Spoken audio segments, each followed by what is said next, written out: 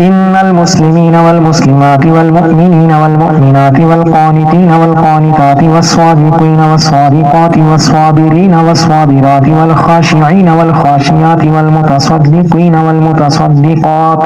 الحمد للہ رب العالمین والصلاة والسلام علی سید الانبیاء والمرسلین اما بعد فاعوذ باللہ من الشیطان الرجیم بسم اللہ الرحمن الرحیم ربنا آتنا فی الدنیا حسنۃ وفی الآخرۃ حسنۃ وقنا عذاب النار اللہم صلی علی سیدنا محمد وعلی آل سیدنا محمد وبارک وسلم۔ السلام علیکم ورحمۃ اللہ وبرکاتہ۔ آج کا ہمارا موضوع لیلۃ القدر ہے۔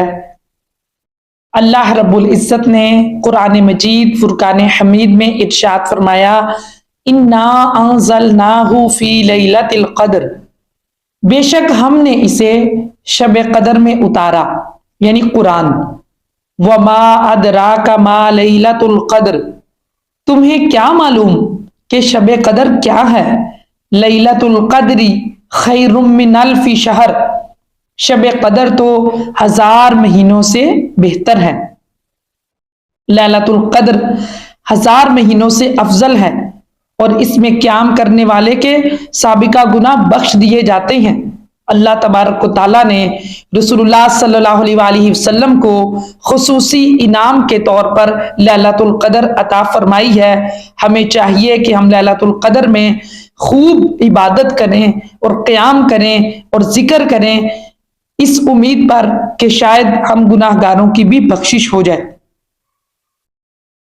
حضرت ابی بن کعب رضی اللہ تعالی عنہ نے فرمایا اللہ تعالیٰ کی قسم، میں کامل بھروسے کے ساتھ شب قدر کا علم رکھتا ہوں، اور میرا زیادہ یقین تو یہاں تک ہے کہ وہ رات یہی ہے جس میں ہمیں رسول اللہ صلی اللہ علیہ وآلہ وسلم نے حکم ارشاد فرمایا، اور یہ 27ویں شب ہے۔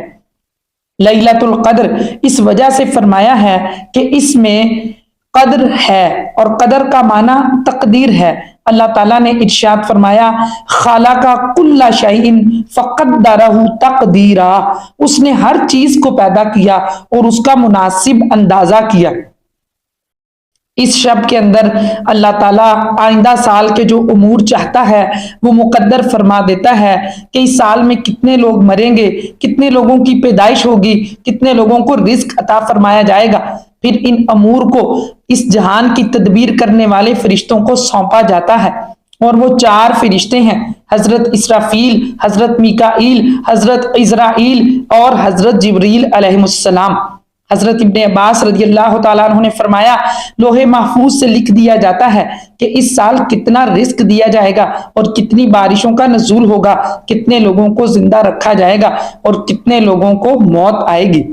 حضرت اکرمہ رضی اللہ تعالیٰ عنہ نے فرمایا لیلۃ القدر میں بیت اللہ کا حج کرنے والوں کے اسماء اور ان کے آباء کے نام لکھ دیے جاتے ہیں، اور ان میں سے کسی نام کی کمی کی جاتی ہے اور نہ کسی نام کا اضافہ کیا جاتا ہے۔ حضرت ابن عباس سے مروی ہے اللہ تعالیٰ نصف شعبان کی شب میں مستقبل میں ہونے والے امور کے بارے میں فیصلے فرماتا ہے، اور ان فیصلوں کو ان فرشتوں کے حوالے کر دیتا ہے جو ان کو نافذ کرتے ہیں۔ لیلۃ القدر فرمانے کی دوسری وجہ یہ ہے کہ قدر کا معنی عظمت اور شرف ہے۔ وما قدر اللہ حق قدرہ، انہوں نے اللہ تعالیٰ کی ایسی قدر نہیں کی جیسی قدر کرنی چاہیے تھی۔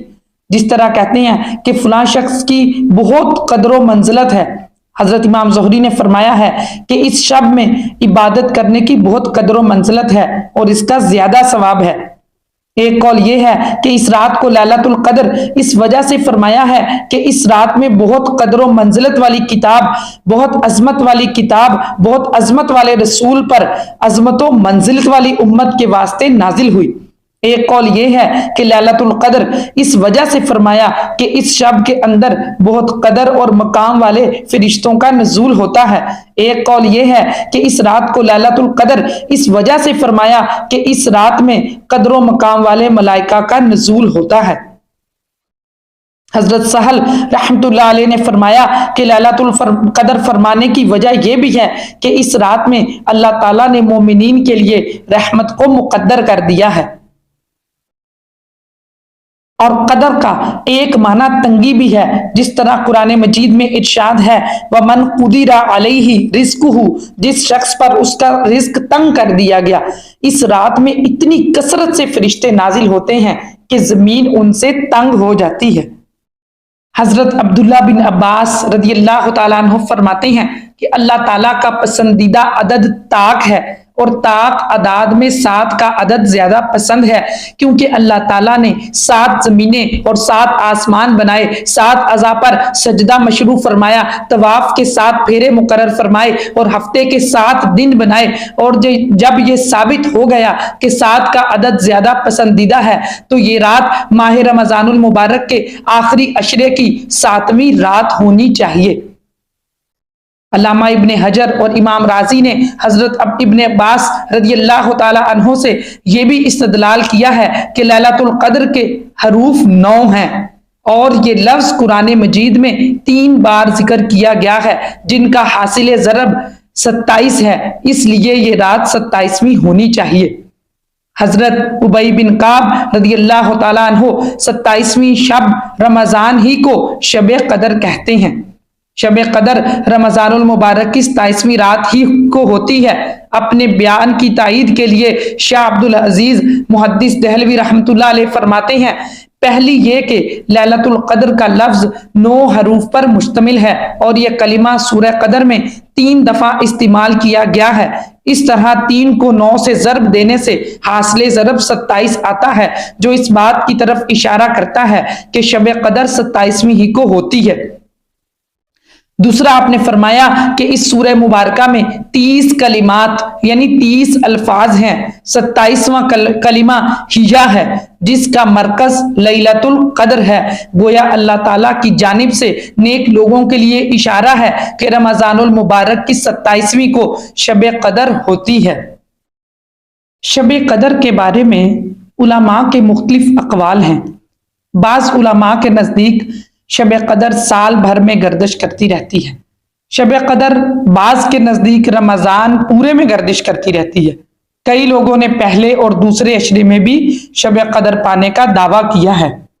رمضان المبارک کی آخری عشرہ کی طاق راتوں میں شب قدر گردش کرتی رہتی ہے، اور ایک قول یہ بھی ہے کہ رمضان المبارک کی 27ویں رات شب قدر ہے، اور چاروں اقوال میں سے زیادہ قوی قول یہی ہے کہ لیلۃ القدر 27ویں کی رات ہے۔ خوش قسمت ہے وہ شخص جو اس رات اللہ کی عبادت اور ریاضت کرے اور اس کو اللہ کی طرف سے بخشش اور مغفرت کا پروانہ بھی مل جائے۔ اللہ تعالیٰ نے بعض مقامات اور بعض اوقات میں خوب برکت رکھی ہے کہ ان میں جو بھی عبادت کی جائے تو اس کا اجر اور ثواب بے پناہ دیا جاتا ہے۔ مثلا مسجد حرام میں ایک نماز کا ثواب 1,00,000 نماز کے برابر ہے۔ مسجد نبوی میں اور مسجد اقصی میں ایک نماز کا ثواب 50,000 نماز کے ثواب کے برابر ہے، اور مسجد قباء میں 2 نوافل کا ثواب 1 عمرے کے برابر ہے۔ اسی طرح مقامی مسجد کی بجائے علاقہ کی جامع مسجد میں نماز ادا کرنے کا ثواب زیادہ ہے۔ مقدس مقامات کی طرح محترم اوقات میں عبادات کرنے سے ثواب میں بھی اضافہ ہوتا ہے۔ مثلا دن کی نسبت رات میں نماز ادا کرنا، رات کے پہلے حصے کی بجائے آخری حصے میں نماز ادا کرنا، دن کے آخری حصے کی بجائے پہلے حصے میں نوافل ادا کرنا، دوسری راتوں کی بجائے 15 شعبان کی شب میں عبادت کرنا، اور دوسرے مہینوں کی بجائے رمضان المبارک میں کوئی بھی عمل خیر کرنا، جمعۃ المبارک کے دن نوافل ادا کرنا، رمضان کے آخری عشرے بالخصوص طاق راتوں میں اور خاص طور پر 27ویں شب یعنی شب قدر میں عبادت کرنے کا اجر و ثواب بہت زیادہ ہے۔ اللہ تبارک و تعالیٰ نے اپنے محبوب صلی اللہ علیہ وآلہ وسلم کو ہر چیز کا علم دیا، کیونکہ یہی آپ کی شایان شان بھی ہے۔ اسی طرح دیگر امور کے علاوہ آپ کو شب قدر کا بھی علم دیا گیا، لیکن آپ کو بتانے کی اجازت نہ تھی۔ حضرت عبادہ بن سامت رضی اللہ تعالیٰ عنہ کا بیان ہے، نبی کریم صلی اللہ علیہ وسلم شب قدر کی خبر دینے کے لیے باہر تشریف لائے۔ راستے میں دو شخص باہم جھگڑا کر رہے تھے۔ آپ ان کا جھگڑا ختم کرانے کے لیے ان کے پاس ٹھہر گئے۔ پھر صحابہ کے پاس تشریف لائے تو آپ نے فرمایا، میں تمہیں شب قدر کی خبر دینے کے لیے آ رہا تھا تو راستے میں دو آدمی باہم لڑ رہے تھے، جس وجہ سے اس کی تعیین اٹھا لی گئی۔ ممکن ہے یہ تمہارے حق میں بہتر ہو، پس تم اس کو 19ویں، 27ویں اور 25ویں شب میں تلاش کرو۔ اسی طرح حضرت ابو سلمہ سے روایت ہے، انہوں نے حضرت ابو سعید خدری رضی اللہ تعالیٰ عنہ سے شب قدر کے بارے میں دریافت کیا۔ انہوں نے جواب دیا کہ ہم نے رمضان المبارک کے درمیانی عشرے میں نبی کریم صلی اللہ علیہ وسلم کی رفاقت میں اعتکاف کیا۔ آپ رمضان المبارک کے 20ویں دن باہر آئے اور ہمیں خطبہ دیا۔ آپ نے فرمایا، مجھے لیلۃ القدر دکھائی گئی، پھر بھلا دی گئی۔ اب تم لوگ اسے آخری عشرہ کی راتوں میں، تاک راتوں میں تلاش کرو۔ میں نے خواب دیکھا کہ پانی اور گارا مسجد میں سجدہ ریز ہوں۔ جس نے آپ صلی اللہ علیہ وسلم کی معیت میں اعتکاف کیا وہ واپس پلٹ جائے۔ ہم واپس لوٹ آئے، ہمیں آسمان پر کوئی بادل دکھائی نہیں دیتا تھا۔ پھر اچانک بادل چھا گئے اور بارش نازل ہونے کا سلسلہ شروع ہوا۔ مسجد کی چھت ٹپکنے لگی۔ ان دنوں میں مسجد کی چھت کھجور کے شاخوں کی بنی ہوئی تھی۔ نماز کے لیے اقامت کہی گئی۔ میں نے ملاحظہ کیا کہ آپ صلی اللہ علیہ وسلم پانی اور مٹی میں سجدہ ریز ہیں، حتیٰ کہ میں نے آپ کی پیشانی مبارک پر مٹی کا نشان دیکھا۔ ان روایات میں شارحین نے یہ تصریح کی ہے کہ صرف اسی سال دو آدمیوں کے تنازع کی نحوست کی وجہ سے آپ صلی اللہ علیہ وسلم سے شب قدر اٹھا لی گئی، اور آئندہ سال پھر اللہ تعالیٰ کی طرف سے آپ کو اس کا علم دے دیا گیا تھا۔ کثیر امور لوگوں سے مخفی رکھے گئے ہیں اور ان کے مخفی رکھنے کی کئی حکمتیں ہیں۔ مثلا اللہ تعالیٰ کے ولی کو مخفی رکھا گیا تاکہ لوگ ہر معزز شخص کا احترام کریں۔ جمعے کے دن اس گھڑی کو مخفی رکھا گیا جس میں دعا قبول ہوتی ہے تاکہ لوگ پورا دن عبادت اور دعا میں گزاریں۔ موت کا وقت مخفی رکھا گیا تاکہ لوگ اس کی تیاری کے لیے اعمال صالح کریں اور اعمال بد سے اجتناب کریں۔ قیامت کو مخفی رکھا گیا تاکہ لوگ اس دن کی کامیابی کے لیے شب و روز محنت کریں، اور شب قدر کو مخفی رکھا گیا تاکہ لوگ اس کے حصول کے لیے رمضان المبارک کے آخری عشرہ، بالخصوص اس کی تاک راتوں میں خوب عبادت اور ریاضت کر کے اللہ تعالیٰ کی طرف سے مغفرت اور بخشش کا پروانہ حاصل کریں۔ ایک دفعہ نبی کریم صلی اللہ علیہ وسلم نے پہلی امتوں اور اپنی امت کی عمروں کا جائزہ لیا تو آپ کی امت کی عمریں پہلی امت کے مقابلے میں نہایت کم سامنے آئیں۔ آپ کچھ رنجیدہ ہوئے کہ میری امت اعمال خیر کے لحاظ سے پیچھے رہ جائے گی، تو اللہ تعالیٰ نے آپ کی پریشانی دور کرنے کے لیے سورہ قدر نازل فرما دی، جس میں اس بات کی وضاحت موجود ہے کہ آپ کا امتی شب قدر کو بیداری اور عبادت میں گزارے گا تو اس کے لیے یہ رات 1000 رات کی عبادت سے افضل اور اعلیٰ ہے۔ حضرت امام مجاہد رحمت اللہ تعالیٰ علیہ کا بیان ہے کہ رسول اللہ صلی اللہ علیہ وسلم نے بنی اسرائیل کے ایک ایسے شخص کا ذکر کیا جو 1000 سال تک ہتھیاروں سے لیس ہو کر اللہ کی راہ میں جہاد کرتا رہا۔ اس پر صحابہ کرام نے اظہار تعجب کیا تو اللہ تعالیٰ نے یہ آیات نازل فرمائیں، اِنَّا أَنزَلْنَاهُ فِي لَيْلَةِ الْقَدْرِ وَمَا أَدْرَاكَ مَا لَيْلَةُ الْقَدْرِ لَيْلَةُ الْقَدْرِ خَيْرٌ مِّنْ أَلْفِ شَهْرٍ۔ بے شک ہم نے اس قرآن کو شب قدر میں اتارا، تمہیں کیا معلوم کہ شب قدر کیا ہے؟ شب قدر تو 1000 مہینوں سے بہتر ہے۔ حضرت انس رضی اللہ تعالیٰ عنہ کا بیان ہے کہ رسول اللہ صلی اللہ علیہ وسلم نے فرمایا، اللہ تعالیٰ نے شب قدر میری امت کو عطا فرمائی ہے اور اس سے پہلے کسی امت کو عطا نہیں فرمائی۔ حضرت ابو ہریرہ رضی اللہ تعالیٰ عنہ نے فرمایا، نبی کریم علیہ الصلوۃ والسلام فرماتے ہیں، جس شخص نے ایمان کی حالت میں ثواب کی نیت سے روزے رکھے تو اللہ تعالیٰ اس کے پہلے گناہوں کو معاف فرما دیتا ہے، اور جس نے ایمان کی حالت میں ثواب کی نیت سے شب قدر میں قیام کیا تو اللہ تعالیٰ اس کے سابقہ گناہوں کو معاف فرما دیتا ہے۔ اور ایک روایت میں آتا ہے کہ رسول اللہ صلی اللہ علیہ وسلم نے ایسے 4 شخصوں کا تذکرہ کیا جنہوں نے ایک لمحے کے لیے بھی اللہ تبارک و تعالیٰ کی نافرمانی نہیں کی تھی اور 80 سال تک وہ مسلسل عبادت میں مصروف رہے. ان کے نام گنوائے: حضرت ایوب، حضرت زکریا، حضرت حزقیل اور حضرت یوشع بن نون علیہ السلام. یہ بات سن کر صحابہ کرام متعجب ہوئے. اس موقع پر حضرت جبریل علیہ السلام حضور صلی اللہ علیہ وسلم کی خدمت میں حاضر ہوئے اور عرض کیا: یا رسول اللہ صلی اللہ علیہ وسلم، آپ کے صحابہ کو بنی اسرائیل کے افراد پر متعجب نہیں ہونا چاہیے، کیونکہ انہوں نے 80 سال عبادت میں گزار دیے تھے، کیونکہ اللہ تعالیٰ نے آپ کی امت کو اس سے بہتر چیز عنایت کی ہے. پھر سورۃ القدر کی یہ آیات تلاوت کی. آپ اور آپ کے صحابہ کرام علیہم رضوان خوش ہو گئے. اگر شب قدر کا تعین کر دیا جاتا تو نیک لوگ اس رات میں عبادت کر کے 1000 مہینوں کی عبادت کا ثواب حاصل کر لیتے، لیکن بد کردار اور گناہوں کے عادی لوگ اس رات میں بھی گناہ کر کے اپنی دنیا اور آخرت تباہ کر لیتے، اللہ اور اس کے رسول کو ناراض کر دیتے. اسی لیے شب قدر کو پوشیدہ رکھا گیا کہ مسلمان رمضان المبارک کی ہر رات، بالخصوص آخری عشرے کی طاق راتوں میں عبادت کر کے اسے حاصل کرنے کی کوشش کریں.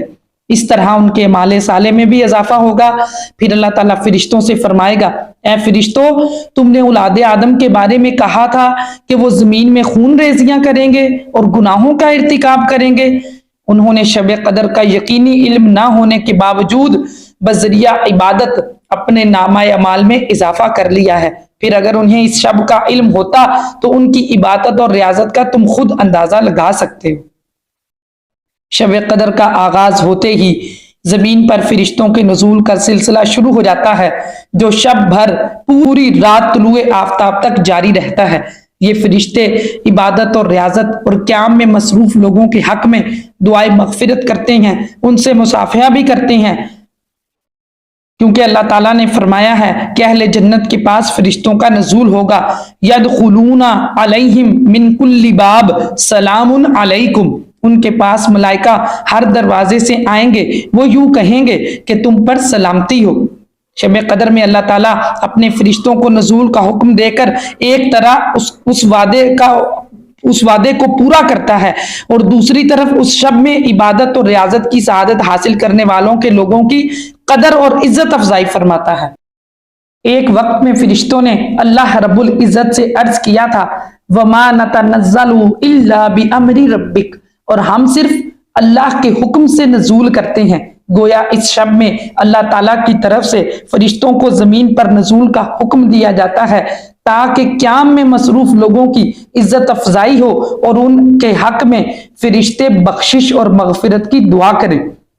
سورہ قدر میں فرشتوں کے نزول کے تذکرے کے ساتھ ساتھ روح کے نزول کا بھی ذکر ہے. اس کے بارے میں کثیر اقوال ہیں. ایک مخصوص مخلوق ہے جو فرشتوں کے ساتھ شب قدر میں نزول کرتی ہے اور اس کے سامنے تمام زمین اور آسمان ایک لقمے کی حیثیت رکھتے ہیں. ایک مخصوص فرشتہ ہے جسے صرف شب قدر میں فرشتے دیکھتے ہیں. ایک معزز اور محترم اور بزرگ فرشتے کا نام ہے رحمت باری تعالیٰ کو کہا جاتا ہے، جیسا کہ قرآن مجید میں اللہ تعالیٰ نے فرمایا: اللہ کی رحمت سے تم مایوس نہ ہو. کرامن کاتبین ہیں جو مسلمانوں کے اعمال صالح لکھتے ہیں. رئیس الملائکہ حضرت جبریل علیہ السلام ہیں. ایک روایت میں ہے کہ حضرت جبریل علیہ السلام شب قدر میں اللہ تعالیٰ کے حکم سے 70,000 فرشتوں کے ساتھ زمین میں نزول کرتے ہیں. ان کے پاس 4 جھنڈے ہوتے ہیں جو مختلف مقامات پر گارڈ دیتے ہیں: کعبہ کی چھت پر، روضہ رسول اللہ صلی اللہ علیہ وآلہ وسلم پر، بیت المقدس پر، طور سینا کی مسجد پر. پھر حضرت جبریل علیہ السلام کے حکم سے فرشتے زمین میں پھیل جاتے ہیں. جہاں بھی کوئی مسلمان عبادت اور ریاضت میں مصروف ہو وہاں پہنچ جاتے ہیں. جس گھر میں کتا یا خنزیر یا شراب یا تصاویر ہوں یا زناکاری ہوتی ہو اس میں داخل نہیں ہوتے. زمین پر آنے کے بعد فرشتے اللہ تعالیٰ کی حمد، ثنا، تقدیس، تسبیح، درود، कलिमा तैयबा और उम्मत मोहम्मदी के लिए मगफिरत की दुआ में मसरूफ हो जाते हैं। फजर का वक्त होने पर फरिश्ते आसमानों की तरफ लौट जाते हैं। पहले आसमान के फरिश्तों से मुलाकात होती है तो वो दरियाफ्त करते हैं, आप लोग कहां से आए हैं? वो जवाब में कहते हैं कि हम दुनिया में गए थे क्योंकि आज उम्मत मोहम्मदी की शब कदर थी। वो सवाल करते हैं आज अल्लाह ताला ने नबी करीम सल्लल्लाहु अलैहि वसल्लम की हाजात के बारे में क्या किया है? वो जवाब देते हैं अल्लाह ताला ने नेक लोगों को बख्श दिया है और बदकारों के हक में शफाअत कबूल कर ली है। फिर आसमानी दुनिया के फरिश्ते तस्बीह और तकदीस करते हैं और अल्लाह ताला ने जो उम्मत मुहम्मदिया सल्लल्लाहु अलैहि वसल्लम की मगफिरत फरमाई है उसका शुक्रिया अदा करते हैं। उसके बाद वो फरिश्ते दूसरे आसमान पर जाते हैं और वहां इसी तरह गुफ्तगू होती है। सिदरतुल मुंतहा, जन्नतुल मअवा, जन्नत नईम, जन्नत अदन और जन्नतुल फिरदौस से होते हुए वो फरिश्ते अर्श इलाही पर पहुंचेंगे। वहां अर्श इलाही आपकी उम्मत की मगफिरत पर शुक्रिया अदा करेगा और कहेगा ए अल्लाह तबारक व तआला, मुझे खबर पहुंची है कि पिछली रात तूने सैयदना मोहम्मद मुस्तफ़ा सल्लल्लाहु अलैहि वसल्लम की उम्मत के सालिहीन को बख्श दिया और गुनाहगारों के हक में नेकोकारों की शफाअत कबूल कर ली। अल्लाह ताला फरमाएगा ए अर्श, तुमने सच कहा। मोहम्मद मुस्तफ़ा सल्लल्लाहु अलैहि वसल्लम की उम्मत के लिए मेरे पास बड़ी इज्जत और करामत है और ऐसी नेमतें हैं जिनको किसी आंख ने देखा ना, किसी कान ने सुना ना, किसी के दिल में उन नेमतों का कभी ख्याल भी ना आया। सुभान अल्लाह, क्या मुबारक रात है, क्या करम नवाजियां हैं। हजरत आयशा सिद्दीका रदियल्लाहु ताला अन्हा कहती हैं कि मैं अर्ज गुजार हुई, या रसूलल्लाह सल्लल्लाहु अलैहि वसल्लम, मुझे बताइए शब कदर मालूम हो जाए तो मैं उसमें क्या दुआ मांगूं? आप सल्लल्लाहु अलैहि वसल्लम ने इरशाद फरमाया, ये दुआ मांगो, अल्लाहुम्मा इन्नका अफुव्वुन तुहिब्बुल अफ़्वा फ़अफ़ु अन्नी। ए अल्लाह, तू बहुत मुआफ फरमाने वाला है, अफवो दरगुजर को पसंद करता है, चुनाचे मुझे भी मुआफ फरमा दे। इसी तरह शब कदर की कुछ निशानियां भी बयान की गई हैं। हजरत इकरमा हजरत इब्ने अब्बास रज़ियल्लाहु ताला अन्हुमा से रिवायत करते हैं कि रसूलुल्लाह सल्लल्लाहु अलैहि वसल्लम ने शब कदर के बारे में इरशाद फरमाया, ये एक खुशगवार मोतदल खुली खुली रात है, ना गर्म ना सर्द।